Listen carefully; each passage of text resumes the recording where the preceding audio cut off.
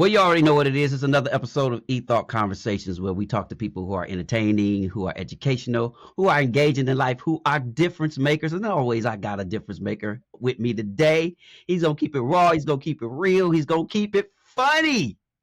He's my guest. He's my brother. It's Mike McDaniel. He's not What's just a going on, comedian. Pastor Well, E? hold on. Let me finish your My introduction because bad, you my bad. yeah, so slow down, slow down. You know, he's just not, he Hold doesn't just tell jokes. He talks about life.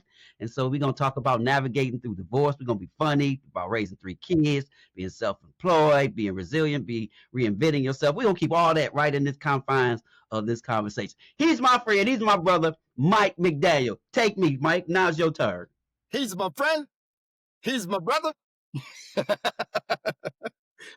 Pastor E, man, honored to be here, big brother. Honored.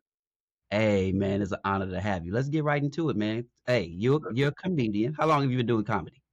I started my first time getting on stage was like actually performing stand-up, not knowing what I was doing, was March 21st, 2007. Wow. So 18 years and some change now. That's Wow. crazy to say that out loud. I could have had a kid graduate from college. I mean, high school on their way to college. That's ridiculous. Don't So ask me 18 years. that ever again. Do you feel like a veteran now, or what? Where I you don't. classify? I No. don't. I don't. I literally had to restart and rediscover myself and my voice. So I'm a new comic, man. Like it's new to me again, you know. We're gonna get into your rediscovery and reinventing yourself. That's a little more of a serious dialogue. But what makes funny? What makes a comedian funny? Man, it's authenticity. Like, Okay. to me, somebody asked me the other day what's funny to me, and funny to me is always timing. I like to and not knowing which direction you're coming from. You know, Hmm. like my kids, the stuff they say to me is hilarious. My daughter, my son was acting up, and she wasn't in her mind. He was acting up, and I said, "Abby, chill. Why you acting like this? Well, what did he do?" I said, "He didn't like he didn't do nothing." I'm going back and forth, and she's like, "Well, you raised him." I'm like, "You 7. Where you even get that from?" And like, stuff like that breaks me. My other son saw me shaving with no shirt on. And I go, "Arr," and he just walked away and straight face, walked back in his room and announced to his brother and sister, "Daddy's still fat." I'm So, fine, man. like, What you do? that's like they say when you become a content creator, material is everywhere. It's You just gotta everywhere. find it. It's everywhere. It's everywhere. And but the truth is also everywhere. And the person Okay. who's bold enough to tell the truth Uh-huh. about what they see in a funny way, they get to laugh. And one of your strengths are impersonations. Impersonations. I know you just did Donnie McClurkin from his Live in London record. Is that what you got? You better stop playing with me. You do a Barack Obama. Uh, You know, we do what we can do when we can do it. that's one of your strengths. What would you say? When did you said you about finding your voice? When did you find Mike McDaniel's voice? You was like, okay, this is me. Because Oh who's man, probably 6 months ago. that's crazy. No, You but found a new voice 6 months yeah, ago. but I think I understood my voice then. It took a lot of life, me wanting to quit or me quitting essentially to find like, okay, what is it that's gonna make me keep going and doing this? And that was the rediscovery of my voice, my style, what's funny to me, what I care about, and how this person's gonna feel about what I say versus what I'm gonna say anyway, and not compromising that. Like So who are your strongest influences? my strongest influences. I mean, this might not, is this a church pop No, this is conversation? conversation. I'm kidding. But my strongest influences, I'll tell anybody, Courts first it was well, Eddie Murphy when I was a kid. I was in a crack house and I found the Delirious cassette tape and I fell in love with comedy listening to that. So it was Eddie Murphy. Um, that's true story. I'm not making none of this up. It was in a What? shoebox. Yeah, it was in a shoebox and with no nothing on it. And I just read it and it said Eddie Murphy. And I had this little raggedy radio. Like it was this big. And the tape deck, the plate was gone. So you had to slap it on there. And I'm in the house in this crack house on Etzel Street in Southwest Detroit Okay. playing this and cracking up, memorizing it all. Crackheads coming there to buy their stuff. He said his mama got a wooden leg with a kickstand. That's hilarious. Like it was, I was entertainment. I was child entertainment. I was like Webster. Okay. So we just can't skip over that. You were probably in an adverse situation, is what you trying to say. Like you said, crack All house, like yeah, you was in the White House. it was definitely adverse. So Okay. a lot of those these are things that people don't know about. These are Okay. things that people don't. So when they presume something, it's Hmm. like it's way more here than you could ever imagine. But this is where all this stuff comes from, you know. So yeah, man, like So that Eddie Murphy, Eddie Murphy. That I'll go to my next biggest the person that I loved the most was Martin, and all the okay, characters Martin did. genius. So that solidified. And then Chappelle with the Chappelle show and all the characters that he would do.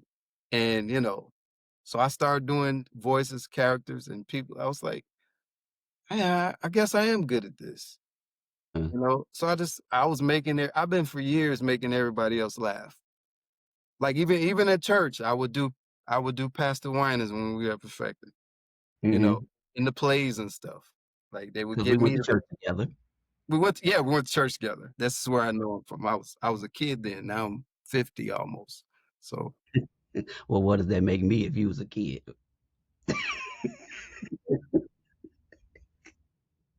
Tell the truth. Don't tell the truth. So we went to church together, and and we did. And I would play like we did my favorite play we did during convocation was Church the Way It Was Meant to Be. And I got to play two preachers. So and I rehearsed it different every rehearsal except for the last preacher. The last preacher, of course, was Pastor Winans. And at the play, I actually put his robe on. I had my glasses, and we was at the Masonic Temple. yeah. Everybody lost it Uh-huh. because it was so, I did my shoulders and hunched over and read my text. I did the whole thing. So those are like beautiful moments of that's when it was okay to be a comedian. Because there was an ideology out there that says you can't be a. Would you? Okay, first of all, did you say you're a clean comedian, you're a Christian comedian, or you're just a comedian that? What I'm category? definitely a Do you clean comedian. I'm a Okay. Christian who's a comedian. So I'm not I'm a believer who lets what I believe guide how far I'll go. Okay. Okay. So you can do comedy and be a believer. Absolutely. Okay. Absolutely. Yeah, you could Then be a believer and do almost anything that is for a believer to do. okay. Have Jesus was have funny. so when you're in some of these arenas, has anybody came back to you and be like, "Nah, brother McDaniel, you kind of that was a little edgy right there." Nope. You know what I got? I got people who didn't know, well, didn't wasn't churched or whatever. Dog, you was funny as cuss. You didn't even cuss though, did you? Like, and they think they don't even realize that they ain't been cussed out until they think about it because they just enjoy themselves. And they're like, man, you was funny, man. You." And then that's an opportunity. Like laughter, I really believe what the Bible says. Like, and I know this to be a fact now. laughter does a heart good like a medicine. It really is medicine. And It is. I know that because I was depressed for, shoot, about 5 years, and I didn't laugh until late 2023, like a real hard laugh where I felt like, "Wow, I just laughed." Mhm. I actually laughed, and it was a liberating. I felt the freedom of that laugh. So that moment kinda healed me, and it was I have to tell you the story off camera as to what triggered that, but Okay. Maybe we can maybe we can get the mild version a little later on in the conversation. But let's unpack that a moment, because how does a comedian go through depression or not laugh? That's an oxymoron, because you laugh at everything. You find funny in almost everything. that's not true. We Okay. find the funny just because I'm gifted at something. My gift is for you. Okay. It looks like it benefits me. It attracts you to me. It makes room for me to be in a place with you, but that doesn't mean that that particular gift that I have within me is going to make me okay when I go through certain stuff. It's like saying preachers don't feel pain. You know Mm, what I'm saying? Like it's the same thing. Like you mhm. can't doctors don't get sick. You know, you can't you can't separate it. Mechanics cars don't break down. You Yeah, yeah. know, it happens. Like that's crazy, man. But it would look like, you use those analogies, it would look like the mechanic wouldn't have an extended period of car breaking down, or the preacher would be able to preach his way out, or the doctor would get the finest of care. How do you, for lack of a better term, go through 5 years of depression? Did you recognize it, number one? Did, but I didn't. Well, put it this way. So I was in a marriage that wasn't working, Okay. you know. I'm I'm in midlife now. So Okay. which is a whole nother dimension to and that's a whole nother conversation about men in midlife. Hmm. So I'm in midlife. I got a baby, and then I get a 2 for 1 in a situation that's very challenging. And then on top of that, my little brother passed it. My baby brother died in 2016, right before I met the young lady I married. In the midst of that, 2019, September 2019 is actually coming up on a few years now. My father died on the 20th, and 3 days after my father's funeral, another brother was killed. So the last time I saw him was at my dad's repast, and then Wow. Monday he was gone. So that with the kids, a marriage is not working, and you living with somebody that hates you, and not speaking of, Yeah. what Your what you truth. going what you gonna do? Like where do you feel okay? Like, and where do you find it while you're grieving? And then pandemic happens not long after that. So now I'm stuck in the space with these kids and somebody that hate me. And So I let's don't like myself. And you don't like yourself. That's a storm. You talked about divorce. You open about your divorce. What's the toughest part about rebuilding and starting over in this season or that season? It is realizing that you don't know who you are now and what it's going to take for you to be good now. Because now I have different challenges with myself because you're a different person after grief. And you don't know that you're a different person after grief. When you take consecutive losses and you try to go back to just being who you were, and you like, why is this not working like it worked? You're not who you were. Hmm. You're not the same person. So constantly having to stay at it, trust God, keep moving, but move productively. and find out what works best in this season. And it's just having the consistency to just keep going, man, and just having that faith to just keep pushing until you good.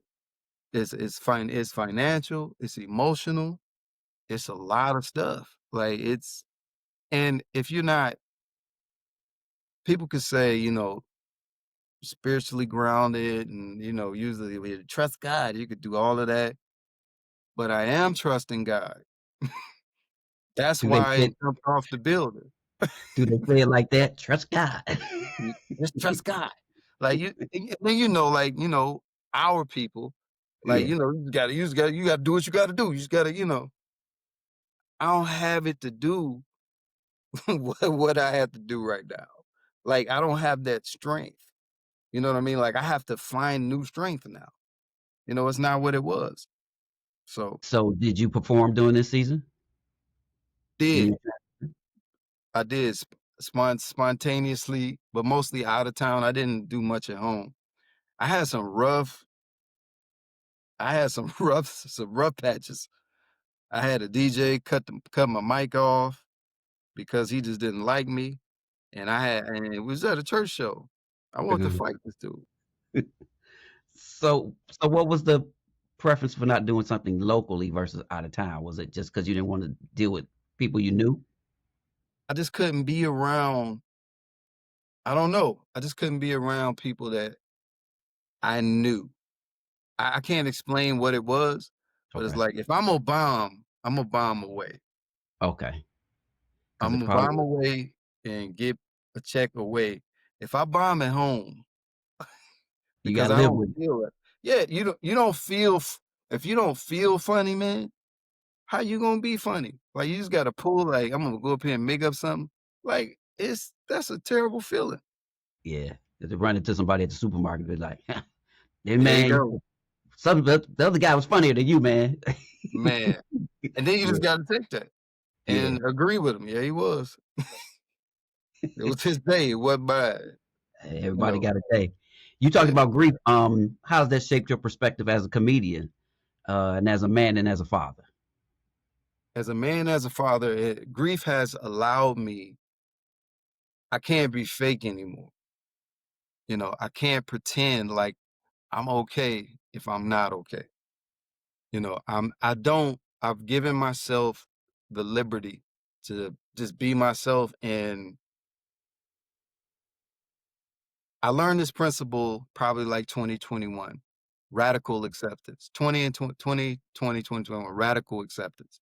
And I thought about if my friend called me and they were telling me how bad they felt and what they were going through and all of this, what would I tell them?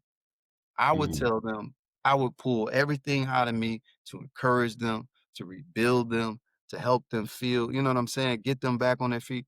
Why don't I do that for me? Why, if I make a terrible mistake, I fall to adultery, I shoot somebody, I do something terrible, like Mhm. something that's forgivable. Would I tell that person, would I beat myself down and say, live there? Or would I look to God for forgiveness and grace and, like the prodigal son, come back home and lay in my father's arms? If I That's would good. tell you that, if you feel like that, why wouldn't I give myself that same encouragement and Okay. radically accept the fact that I'm flawed? I like it. I like it. I That's am flawed. it's a aha moment. Yeah. Yeah. I think that's great relationship advice. People are always looking for something deep, and it's like, what would you tell your daughter? What would you tell your son? Then that's Yeah. what you would tell yourself. That's it. But It's that's just that. hard to do. Well, individually, it is because you can't accept your own advice. You can't. See, Yeah. because your gift don't work for you. It works for everybody else. You see what I'm saying? Yeah. Yeah. It That does. I think that's the psychological hurdle you have to get over. It does yeah, work for you, it but does work. yeah, that that Mm, that unbelief, that impossibility you think about is like, it's good for them, but it ain't good for me. that right there. So what do I really think about me? So the Yeah. unbelief part. So I really don't believe what I'm telling you to believe. Yeah. Yeah. You know what I'm saying? Yeah. Yeah. I Yeah, get so it. that's kind of crazy. But It is. we got to be first partaker. You know what I'm saying? Like it's got to be us first. You know, Yeah. like I remember Pastor Wines would say the teacher has to lend himself to the lesson. Hmm. Very valuable. That's that sticks with me. I keep that. So I look at, and that's where the transparency thing is coming in. It's like, people going through stuff. I, who am I not to hide my problems? I mean, I applaud you. You had a transparent, vulnerable moment on social media recently, and you disclosed some of that. It just happened to come across my feed, and I'm like, okay, Mike about to say something funny. Next thing I know, you was caught up in emotion. It was a vulnerable moment. Talk about that moment. What led you to do that? I was riding my bike, minding my own business, and I stopped at the stop where I normally stop. And I was like, I need to, promote, do a video about the show. And then I just wasn't feeling that. I was like, I thought about the people who supported me for years and how I just disappeared. And now it's been 8 years since I've actually promoted a show that I put together, produced, and all that. And I was like, I owe these people an apology or an explanation or something. So it was just like I had to tell people thank you, but that thank you turned into this is what happened. This is what happened to me. This is where I was. I gave up and I'm sorry. So I felt everything that was going on through that season and I still carry it, you Hmm. know. So it was like if I watched that video and I still haven't watched it, I would have never put it out. Oh, you haven't watched it? I just No. put it out. I put it in the little captions app. I was like, put the captions on there and put it out. And just put it out like it is because if I watch it, I'm not gonna put it out because I was like, you're not gonna mean me. Like and I lied to myself and everything. I was like, I'm sweating, so they won't notice a tear. Yeah. Yeah. And the feedback that you've gotten from it so far? Man, man, that was God loving on me through people. That was God saying, hey man, you weren't alone. We're going through stuff too. Thank you for being vulnerable and sharing. This is ministry. If you're a healer, this is part of it too. This is part of it too. You got to put yourself out there and tell people the truth. And what it did for me is it gave me the freedom to just be whoever I am whenever I'm there. Yeah. Especially as an African American black man, it's hard for us to be transparent, vulnerable, authentic, especially on social media. But real men cry, and real men cry for help. Um, That part. and and I was like, "Ooh, Lord, I don't know if I can do that, but go ahead, Mike." I didn't, I'm telling you, man, I get it. Because if I would have watched the video, uh, I would not have posted it. I got on my bike and started riding, and I was crying for real on the bike, riding away. And then knowing that I had to post that, I didn't know what was going to happen. I didn't know what it was going to mean because I've never done anything like that. Yeah, for those that haven't seen it, he just talks about going through his divorce, trying to quit comedy, raising 3 kids almost on your own, being self-employed. He went through a whole gamut in about 8 minutes, and I was like, "Oh, okay, well." And then he said, "And I got a show this Saturday coming up. I'm healed." That's the most important thing. That was what I sat down to do. I'm out here Hey, crying for nothing. listen, It's come on cool. out. It's cool. I got a Terrible. family to support. I I can't stay said, here long. come to the show, man. Ah, come on, man. Yeah, it was terrible, man. But And it lends. I think now I can actually help somebody because a lot of people. carrying stuff that they don't even know they carrying. It's like we just don't know what people are carrying, man. People don't realize what it takes just for you to show up. Yeah. You know what I'm saying? To be Yeah. consistent and show up. People have no idea what it takes for you to do that, man. People, you smile all the time. You fun to be around, but you carrying some stuff, man. Some things have happened to you. You have felt betrayed. You have felt hurt. You have been scarred. That's the story inside the story.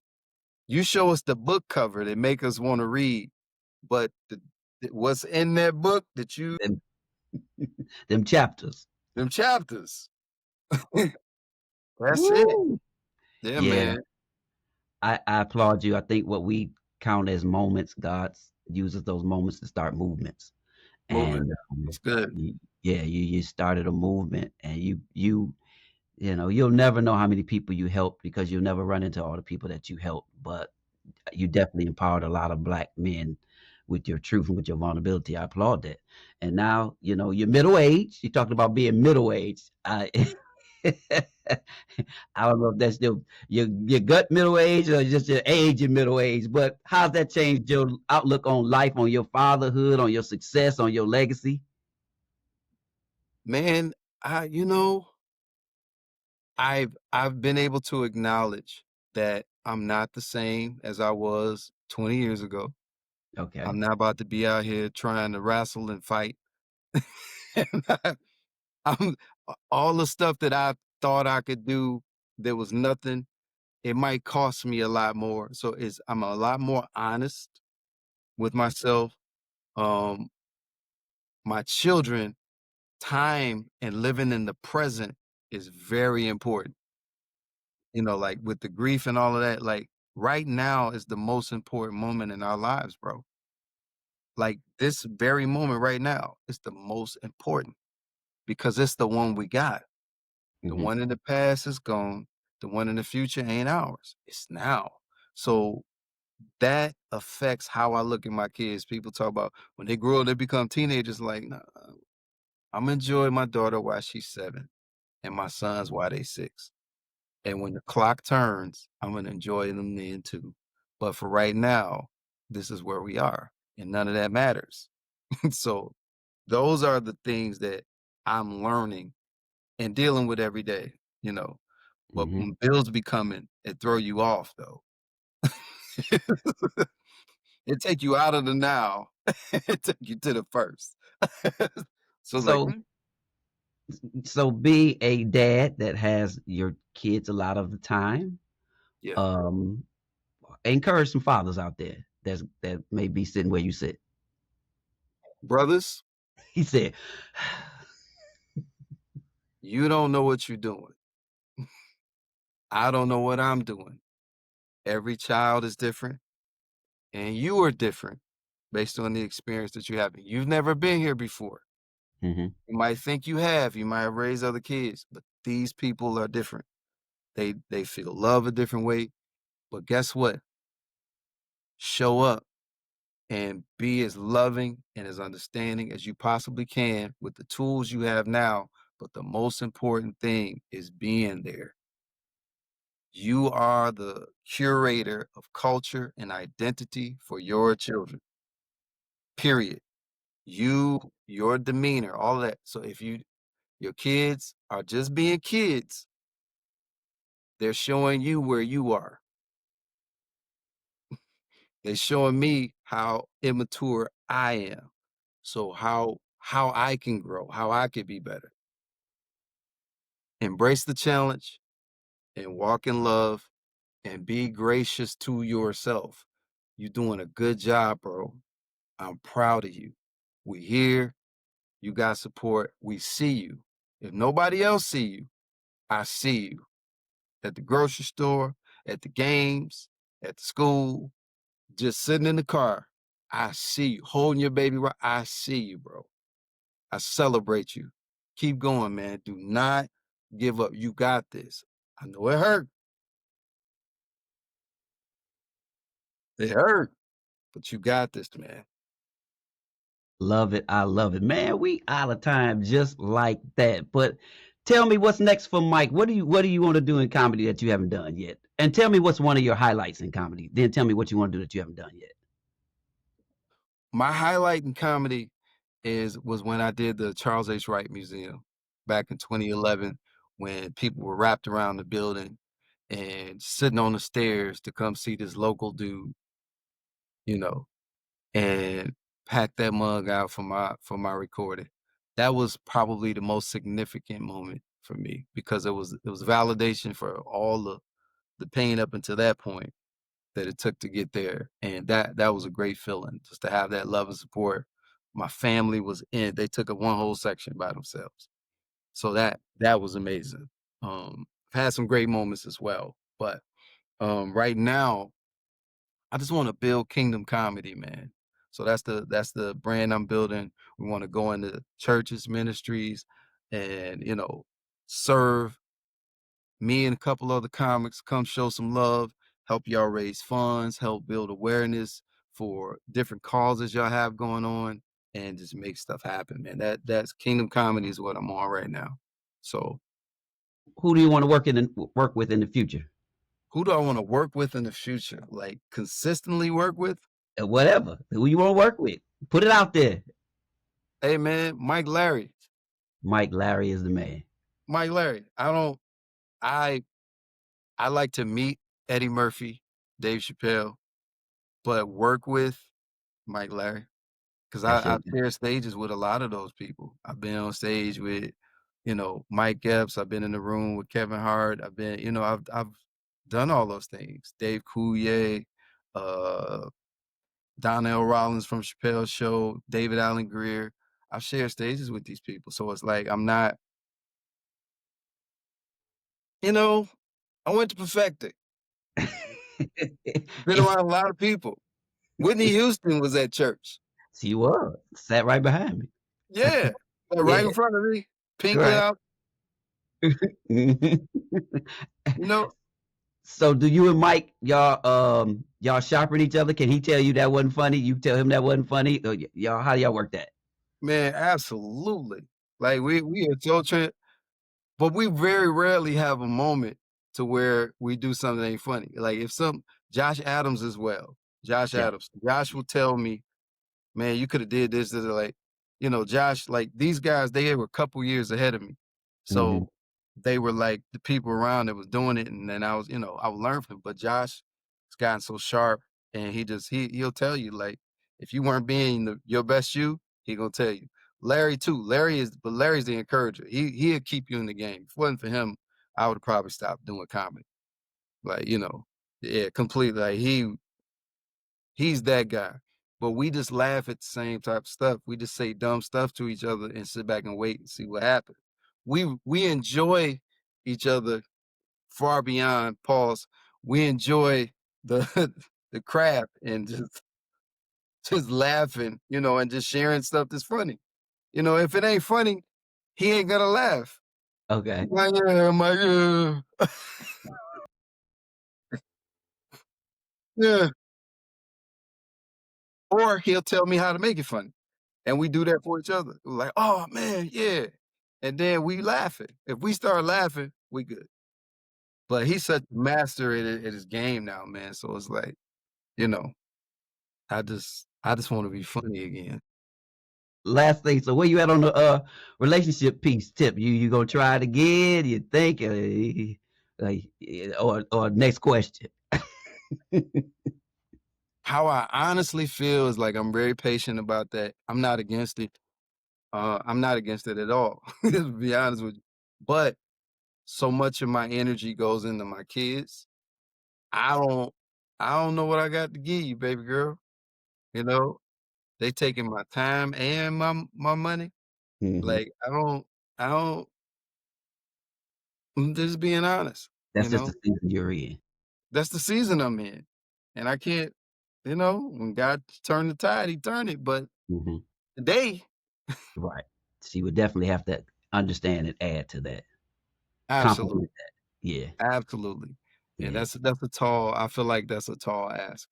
Because when I was out there before, I ain't had no kids, I was just outside. Right. I West side is the best side. yeah, I'll just, so I nah, hear you. So I do sim this thing right before we end, and then you tell people how to look for you, how to find you on social media, where they can contact you. I just do this thing called first thoughts. Give me the first thought that comes to your mind. Uh, beach or mountains? what happened? No, tell me which one you pick. First thoughts. What first thing comes to your mind? Tell me which one you would pick. Beach or the mountains? Either beach, okay. Uh, road trip or catch a flight? Road trip, All right. Dinner date or Netflix and chill? dinner date, Dinner date. All safe, right. Safer. Okay. All right. uh, new edition or guy? new edition, man. Come on, man. Hey, whiners or commission? Winans. Whiners. Okay. All Yeah. right. Uh, um, um, a movie or TV series? Movie. Why? It starts and it ends, and I won't get caught binging. I don't have to wait. I don't have to sit here for a day to catch up. I want to see. I want to get to the plot. I want to get to all that and be done in an hour and 30 minutes, 2 hours. Very good. This is my man. It's comedian Mike McDaniels. Thank you for the laughter. Thank you for the conversation. You've just as funny as you are poignant and engaging and intelligent. And not only are you funny, but you're gonna bless somebody through this conversation. How can people find you? Get in touch with you? How can we reach out to you? You can follow me on all social mediums. I am McDaniel, my last name, and also be on the lookout if you need voiceover for your church or your business or anything. MichaelMcDanielVO.com. Yes, I do that. VO as in voiceover. And working on it right now, Michael McDaniel Comedy, the website. It'll have the Kingdom Comedy links, all of that. So yeah, follow me. I am McDaniel. You can find it there. So all Yeah. social. And he was on a bunch of commercials. You had a good string, a good run of commercials. Every time I turned on, you was a doctor, a cancer patient. I think you did. Did you do Viagra or something? Wow. No, that's Not yet. me. That's me trying to be a No, I comedian. was Cialis. Yeah. No, I got a lawyer thing now, and I got another one I'm sitting in the car. So that's what I got playing now. Okay. All right. Well, thank you so much again, my brother. I always like to leave people with my ethos. My ethos for today is, according to this conversation, life will break you, life can bend you, life can test you, but it also can build you if you let it. It's eThought Conversations. Like, comment, share. Thank you for joining us again on eThought Conversations. Give my brother Mike McDaniel a hand. We love you, man. Thank you for joining us on eThought Conversations. God Love bless. you, brother. Thank you. All right.